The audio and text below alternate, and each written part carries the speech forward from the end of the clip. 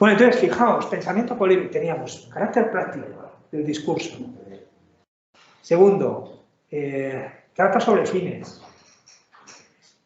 Fines que además responden a valoraciones, no a evaluaciones, no a apreciaciones. Y además, carácter colectivo. Crea comunidades, crea colectividades. No hay individuos en las ideologías, son colectivos, un sujeto colectivo. La clase obrera, el tercer estado, la raza aria, Alemania como razón, como nación, o la mujer. Cualquier colectivización con fines prácticos, no descriptivos, no la mujer como problema teórico, sino la mujer como sujeto de acción. Y luego, el último aspecto, que es muy importante, carácter polémico. Y entonces decía, tenemos que diferenciar el carácter polémico en el análisis de los conflictos, tenemos que diferenciar dos especies. Una es el polemos, lo polémico. Lo polémico, en este sentido, es lo que se conduce de forma agresiva, violenta y a veces incluso de forma irracional, con ánimo de destruir radicalmente, aniquilar al distinto, al adversario. Y lo tenemos que distinguir de lo agonal. Agón es lucha, es competición, pero es una competición reglada, sometida a normas. Normas de cortesía, normas de educación, o normas jurídicas, como las que se cumplen en el ejercicio de la guerra. La guerra es, en este sentido, tiende a civilizarse mediante su juridificación. Oye, en la guerra no está todo permitido. Y de hecho, cuando alguien se cree que está todo permitido y anchas Castilla y obra de manera irracional, se le somete después a un procedimiento de guerra. ¿Sí? Porque ha podido cometer crímenes contra la humanidad en el desarrollo de... Está sometido a cierto derecho, ciertas normas. Agón, polemos. La ideología engendra relaciones polémicas. ¿Y por qué engendra relaciones polémicas? Pues en el fondo por los cuatro rasgos que antes comentábamos. Porque es de naturaleza práctica, surge de valoraciones absolutas, a propósito de ciertos fines de carácter incondicional, y eso está pidiendo a gritos unas relaciones entre nosotros que tienden a rozar el afán de aniquilación. Lo polémico se encarga. Por otra parte, tratándose de entidades colectivas, la raza, Alemania o lo que sea, también tenemos que diferenciar todos los conceptos, que es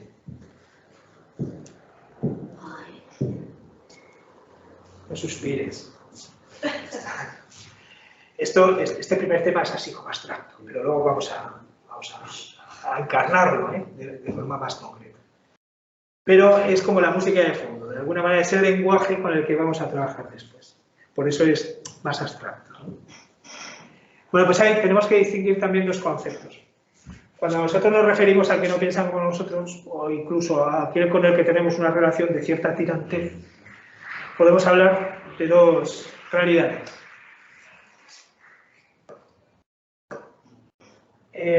Vamos a ponerlo... Sí, vamos a ponerlo así.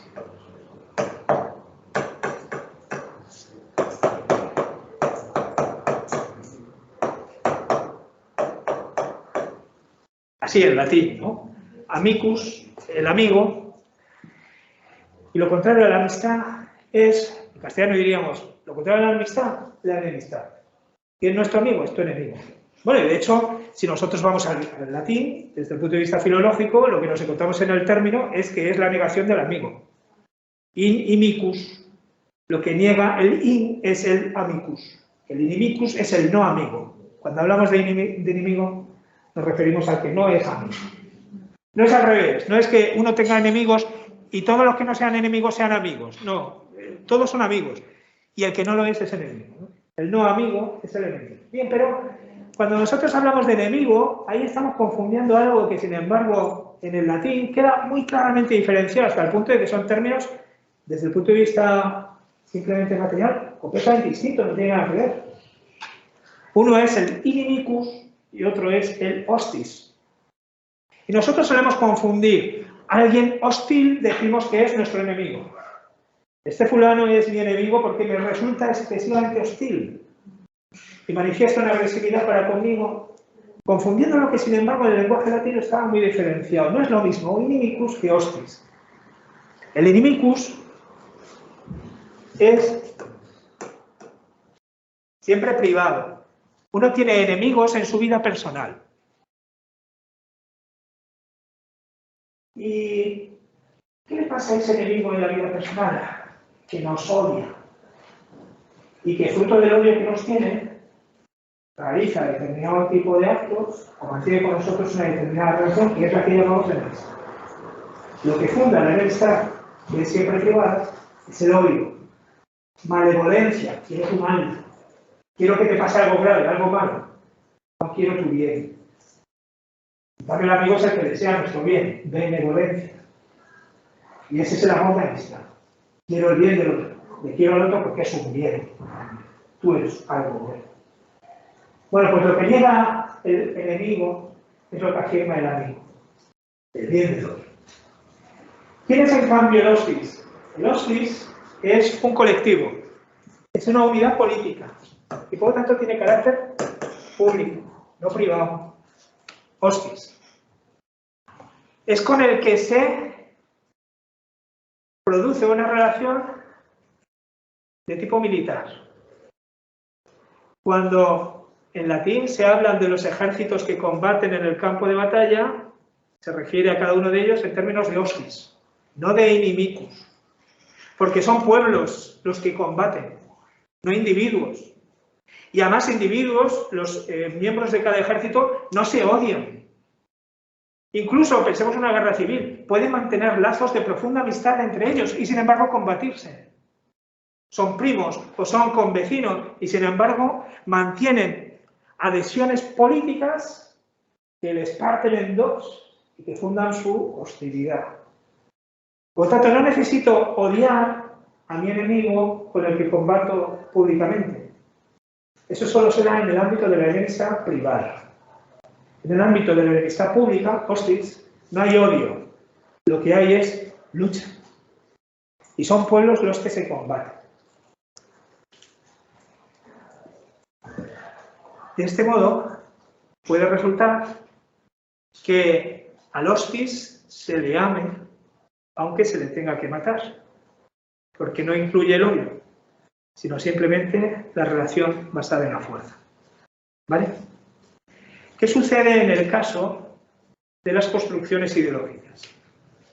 Antes decíamos que la construcción ideológica construye un colectivo, construye una identidad. Nosotros, Alemania, nosotros la raza aria o nosotros el pueblo vasco.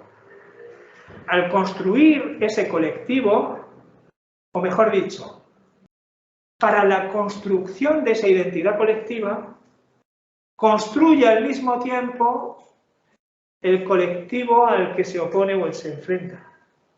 Construye polémicamente al mismo tiempo dos identidades, la propia y la del otro. Se construye polémicamente quién soy yo y quién es el distinto, el otro. Para la definición del vasco, tengo que tener presente la identidad del no vasco.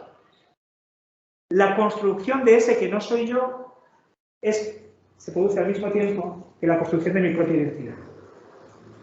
No tengo primero mi identidad o la identidad del otro y sobre esa base empiezo a articular un proyecto. Es en el propio contexto del proyecto que yo quiero articular como creo, genero, constituyo esas dos identidades, del sí mismo y lo otro, del ego y del alter, de la identidad y la alteridad. O dicho de otro modo, las ideologías constituyen alteridades, al mismo tiempo que identidades dibujan, constituyen alteridades. Y es fundamental la presencia del otro, del alter, de la alteridad, para entender el proyecto colectivo. ¿Se ve? Entonces, siempre que se crea una colectividad, siempre se crea una colectividad antagónica. Digamos que fíjate, para poder tú tener una noción de ti misma, de tu propia identidad, necesitas un juego de confrontación con otros. Esto se ve muy claro, por ejemplo, en el caso de los niños. Cuando un niño pequeño nace, no adquiere conciencia de su propia identidad inmediatamente, ¿verdad? No es que no nos lo cuenta porque es pequeño. Bueno, es verdad que no nos lo puede contar cuando es un bebé, pero no es que no nos lo pueda contar. ¿Tú quién eres? Es que no tiene conciencia de su propia identidad. La conciencia de su propia identidad es un acontecimiento que se requiere mucho trabajo y tiempo. No es tan fácil saber quién se es. Necesita tiempo y ese tiempo es de confrontación. Para el niño lo primero que existe, lo más real que existe, su mundo, es el de un nosotros. Es el nosotros del cascarón, de la familia. Y él no se sabe algo distinto de su familia. Él de alguna manera se entiende a sí mismo como un ingrediente de una sopa más amplia. ¿Sí? Y es con el tiempo cuando empieza dentro de ese nosotros a tomar conciencia de, es un segundo paso, tú. Se empieza a dar cuenta de que mi padre, mi madre, se relaciona conmigo como siendo algo distinto de mí. Primero nosotros, luego tú, mamá, y es confrontándome con el tú de mi madre, como adquiero conciencia de que yo no soy mamá, de que yo soy yo. Cuando nosotros aprendemos en lengua en el colegio, la conjugación de los verbos, siempre ponemos por delante la primera persona del singular. Yo, tú, él, nosotros, ellos. En la realidad sucede justamente al revés. Lo primero es el nosotros. Después del nosotros el tú y después del tú el yo. El yo siempre llega al final, ¿no? Pues entonces, con lo que tú decías, lo que pasa en las ideologías es precisamente que para poder construir un sujeto colectivo que se responsabilice de un proyecto, yo necesito un elemento de confrontación, acentuando aquellos elementos que se van a contradecir con los míos, acentuando aquellos elementos que subrayen su diferencia. Construyo una alteridad lo más diferenciadamente posible para justificar mi propia identidad. Yo necesito de alguna manera subrayar tu diferencia todo lo posible para así constituir lo más posible también mi propia identidad. ¿Se ve o me estoy poniendo demasiado pesado? Sí, sí. Vale. Y en las ideologías eso es fundamental. La construcción polémica de la alteridad. Necesito un enemigo sobre cuya existencia construya yo un relato de carácter ideológico para la consecución de un fin. Yo lo que quiero es ser una nación independiente. Necesito un argumentario que lo justifique. Y para construir este argumentario necesito un enemigo. Quiero ser una nación independiente porque hay un sujeto que me oprime históricamente, determinadas circunstancias, condiciones. Subrayo entonces aquellos aspectos que marcan mi diferencia respecto a él. Aquel está adornado de determinadas características que yo, sin embargo, no poseo. Marcando su diferencia, subrayo mi propia identidad. La ideología, dice Freud, supone un enemigo. Pero este no es solo político, fijaos. No se trata de dominarlo por las armas, ¿no? Cuando salimos al campo de batalla, llega un momento en que el otro saca la bandera blanca, es decir, ¿ves? Se ha demostrado claramente tu superioridad. Has vencido la batalla, has ganado la guerra. No se trata simplemente de dominarlo por las armas, también por la opinión, procurando imponerle un nuevo régimen, nuevas estructuras morales y culturales. Para el ideólogo, la doctrina a la que él es fiel es la única verdad, la única justa, la única buena. No racionalmente, sino por la fe con la que se entrega a ese proyecto, ¿no? La del adversario, en cambio, representa necesariamente el error, el mal. ¿Quién es el judío en la literatura ideológica de Rosenberg, por ejemplo, sobre la raza aria? Es la perversión de la naturaleza humana. Es una degeneración de la humanidad. Solo sobre la base de la destrucción de toda virtud, de todo reconocimiento de comunidad con el judío, yo luego puedo construir Auschwitz. Yo solamente puedo, no se explica de otro modo, solamente se puede construir Auschwitz o Dachau Si previamente hemos deshumanizado al judío, o al comunista, o al polaco católico, solo deshumanizándolo yo puedo realizar una empresa de aniquilación industrial del que es diferente.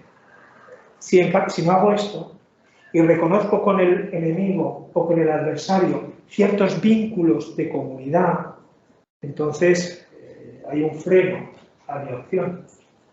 Cuando se pasa a la aniquilación del contrario, es porque se le despoja de todo parentesco conmigo mismo. No tenemos nada en común. Lo vemos también en las trifulcas políticas. Hoy, muchas veces lo que hay es un intento de anulación del adversario. Quien es, en principio, simplemente distinto, o quien piensa de otro modo, o quien es simplemente adversario, se le construye como enemigo. Usted no tiene nada que ver conmigo. Usted es extrema derecha, usted es extrema. Y por lo tanto no hay ningún grado de parentesco. Simplemente voluntad de aniquilación. Quizá no física, pero sí política. La que se llama la cultura de la cancelación hoy.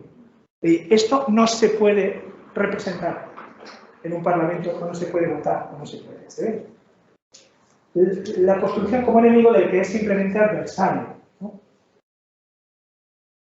El enemigo se convierte metafísicamente en un culpable al que no solamente hay que vencer, sino también convencer, es decir, destrozar, castigar o convertir por medio del terror. Las ideologías de los siglos XIX y XX llevan a cabo esa construcción de la alteridad, en términos polémicos, en una dirección de aniquilación sistemática del adversario. Claro, las ideologías tienen por base, como veremos, dos hechos, pero esto será el tema que viene, ¿no? Uno es determinadas condiciones sociales, culturales, la sociedad de las masas. Y en esa sociedad de las masas hay un catalizador que permite culturalmente la articulación de esa colectividad, de esas masas, ¿no? Que son los medios de comunicación. Los medios de comunicación que a partir del 18 se abarata el papel, la producción de los periódicos, distribución de las noticias, de la información, bueno, esto tiene una importancia bestial en la reproducción de la opinión, ¿no? A nivel mundial. Bueno. Y en este sentido van a ser un mecanismo formidable para la presión y la lucha ideológica. La propaganda se convierte en este sentido un espacio de confrontación política. Y es habitual encontrarse por eso también en la prensa escrita de los siglos XVIII, XIX en adelante, una enorme carga ideológica en esta fabricación de identidades.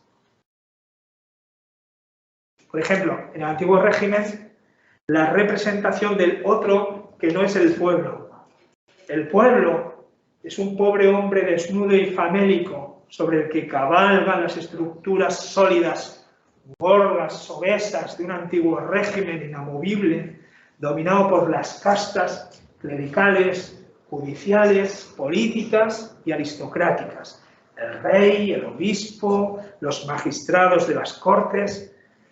Lo que hacen es subyugar a un pueblo inocente, clavándole la espuela, ¿sí? Aprovechándose de él y extirpándole, expropiándoles de sus propios recursos. Claro, la representación de la alteridad es súper interesante. ¿Cómo se imagina al otro, al enemigo, para justificar la lucha contra él? Porque si el otro es igual que yo no lucho con él. O templo mi combate. Lo mido, lo racionalizo. Si es que somos lo mismo. Pero cuando no tenemos nada que ver, entonces cualquier cosa es posible. No hay medida, se lucha sin cuartel. Es muy interesante, por ejemplo, el cruce de acusaciones. Y es que ya voy peinando canas, claro, vosotros no, pero no os acordáis porque es que no estabais, yo creo, en este mundo cruel. La guerra del Golfo. Entre George Bush, pero no el hijo, sino el padre, y Saddam Hussein, antes de la Segunda Guerra del Golfo, que acabó con la vida de Saddam Hussein. Antes hubo una. Saddam Hussein invade Cuba y ahí se produce una. Bueno, la guerra del Golfo. Y se producía, y era muy representativo, muy significativo. cómo Saddam Hussein calificaba la identidad del pueblo norteamericano a través de su presidente como encarnación del mal absoluto. Es fuerza satánica. ¿Qué grado de comunidad puede existir con Satán? Nosotros que, creados a imagen de Dios, en nuestro interior resplandece el sello de nuestro Creador. No, fuerzas satánicas. La representación del mal absoluto. ¿A qué grado de compromiso estarías tú dispuesto a llegar con el mal absoluto? ¿No? Cualquier medio, por lo tanto, está justificado para acabar con el absoluto mal. No hay medio que en este caso tú no tengas por qué cumplir. Pero del mismo modo, Saddam Hussein contra Saddam Hussein, George Bush le llamaba, con perdón de la expresión, pero es muy significativa también, hijo de perra. O el perro, o la perra en este caso, es una degeneración de lo más noble que podemos encontrar en el lobo, una domesticación. ¿No? Y por lo tanto es una degeneración de la naturaleza agresiva. De un animal que en este sentido no se somete a normas, no se somete a reglas. Del lobo y del perro hablar Federico Nietzsche también. El hijo de perra, con perdón. El hijo no es un insulto. El hijo de perra, en este caso, es una degeneración, una devaluación de nuestra propia humanidad. No tengo nada que ver contigo. ¿Cómo voy a tener algo yo que ver con la estirpe de una perra? Lo mismo que con las fuerzas del mal. Cualquier medio, por lo tanto, es viable para poder enfrentarse a algo que previamente se ha deshumanizado. En las caricaturas revolucionarias de los siglos XIX y XX nos encontramos esos procesos de construcción retórica de la alteridad a través de las representaciones gráficas. Representaciones gráficas que también la literatura, o ensayos, o a través de discursos. Ahora seremos. Estas fuerzas inamovibles, obesas, ¿no?, del antiguo régimen frente a la víctima, que es el pobre ciudadano O, por ejemplo, toda esa masa de trabajadores sobre los que se cargan, también en este caso, obesos de su riqueza y de su vida, holgazán, los grandes propietarios de la industria. En este sentido sería un discurso más socialista, como los grandes patronos y los dueños del capital y de los medios de producción oprimen y viven gracias a una vida parasitaria del esfuerzo del trabajador honrado que, sin embargo, no se beneficia de su propio trabajo. O también en España, por ejemplo, ¿no? Las caricaturas son muy simpáticas, algunas, entre los liberales y los carlistas. Y aquí tenemos, por parte del liberalismo, un juicio sobre la implicación de una iglesia, fijaos también, oronda, ¿no?, obesa, ¿no? La implicación de la iglesia en favor de una causa, la causa de la dinastía legítima, de la dinastía carlista, mientras se beneficia, sin embargo, de los presupuestos del Estado liberal, y que pone la mano para recibir por parte del régimen contra el que, sin embargo, agazapadamente lucha, asignándole esos recursos al contendiente legítimo, a don Carlos de Borbón. El compromiso de la Iglesia en este sentido con fuerzas reaccionarias que quieren acabar con el régimen liberal.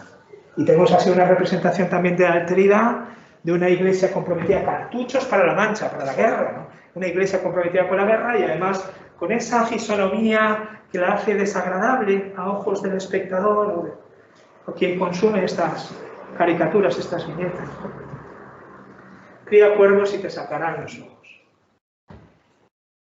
Y fijaos también, simplemente como un ejemplo, cada vez que, claro, yo, hablando de ideologías, voy a hablar de ideologías y entonces alguien puede sentirse retratado. Yo soy liberal, yo soy socialista, yo no me meto, ¿vale? Simplemente lo que son las caricaturas o los tipos más puros de estas ideologías, ¿vale? Es que nadie se siente ofendido, por favor.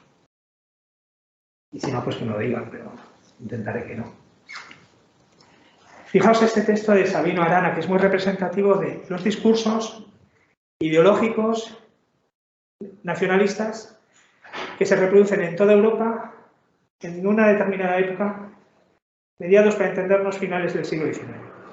Ya digo, en este caso, en boca de Sabino Arana, pero podríamos multiplicar los ejemplos, dentro y fuera de España. Sabino Arana habla de sí mismo. ¿Quiénes somos? ¿Quién es Euskal Herria? ¿Quién es Euskadi? ¿Quién es el pueblo vasco? Y lo hace sobre la base de la identificación de quién no somos. ¿Quién es el otro? El maqueto, el español. Es decir, aquel que viene a trabajar a nuestras tierras corrompiéndola por sus vicios inherentes, porque no participa de la nobleza de nuestro pueblo, ni de la riqueza de sus costumbres, porque es foráneo y porque es un elemento corruptor y que hay que someter a control y que es digno de sospecha. La fisonomía del vizcaíno, dice, es inteligente y noble. La del español, inexpresiva y adusta, ¿no? El vizcaíno es de andar apuesto y varonil. El español o no sabe andar, o si es apuesto es tipo femenino. Es femenino. El vizcaíno nervudo, ágil. El español flojo, torpe. El vizcaíno es inteligente y hábil para cualquier tipo de trabajo. El español, corto de inteligencia, carece de maña para los trabajos más sencillos. Preguntáselo a cualquier contratista de obras y sabréis que un vizcaíno hace en igual tiempo tanto como 3 maquetos juntos. El vizcaíno laborioso, el español perezoso, vago. Vizcaíno emprendedor, el español nada emprende, nada se atreve, nada vale. El vizcaíno no vale para servir, ha nacido para ser señor. El vizcaíno es noble, orgulloso. El español no ha nacido nada más que para ser vasallo, siervo, pusilánime. El vizcaíno degenera en carácter si roza con el extraño, se le corrompe. El español necesita de cuando en cuando una invasión extranjera para que lo civilicen, porque es un pueblo en ese sentido sin identidad. El vizcaíno es caritativo incluso para sus enemigos, en cambio el español es avaro para sus hermanos. Interrogad al vizcaíno qué quiere y os dirá: trabajo el día laborable e iglesia y tamboril los días de fiesta. Trabajo, empresa, industria, esfuerzo, iglesia, costumbres, religión, fiesta, comunidad. ¿Qué quiere el español?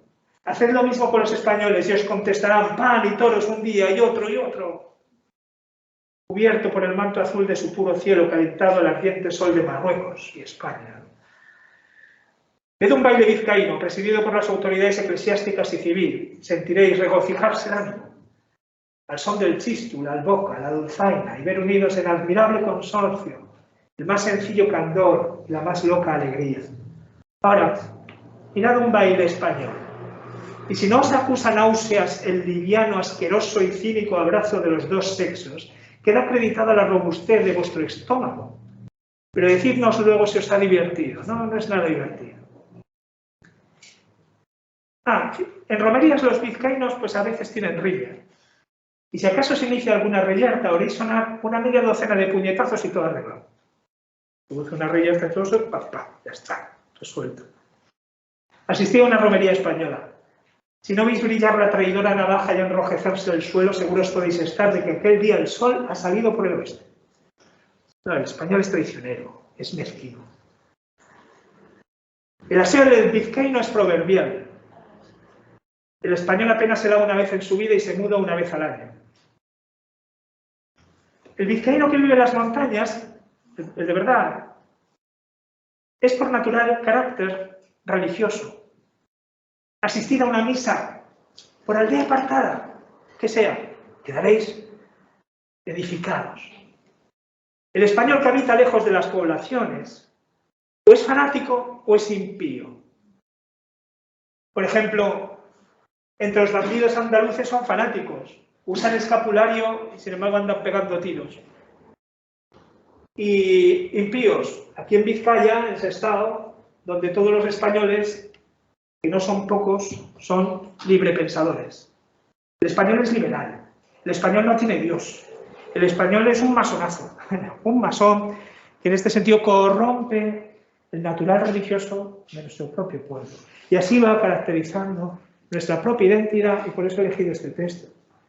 va caracterizando nuestra propia identidad a partir de la confrontación con un colectivo que, sin embargo, es inexistente. Es tan irreal el maqueto como el vasco o el vizcaíno. Son construcciones retóricas nacidas de su oposición, en orden a justificar un proyecto. Fuera el maqueto. Reivindiquemos nuestras instituciones y costumbres. Somos un pueblo diferente. ¿Se ve?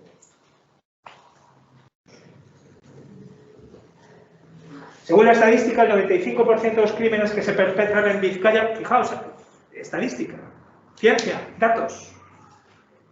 El 95% de los crímenes que se perpetran en Vizcaya se deben a mano española, y de 4 de los 5 restantes son autores vizcaínos españolizados.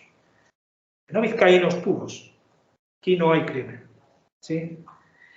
Se adorna la propia identidad de las máximas virtudes y la identidad del otro, la alteridad, de los peores vicios. Y generando esa distancia afectiva entre los dos, cualquier medio de agresión es posible.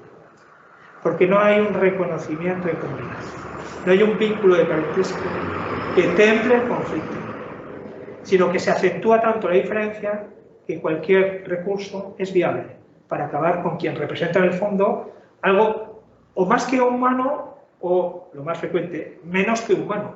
¿Quién es el maqueto? Es menos que una bestia, por civilizar. ¿Sí?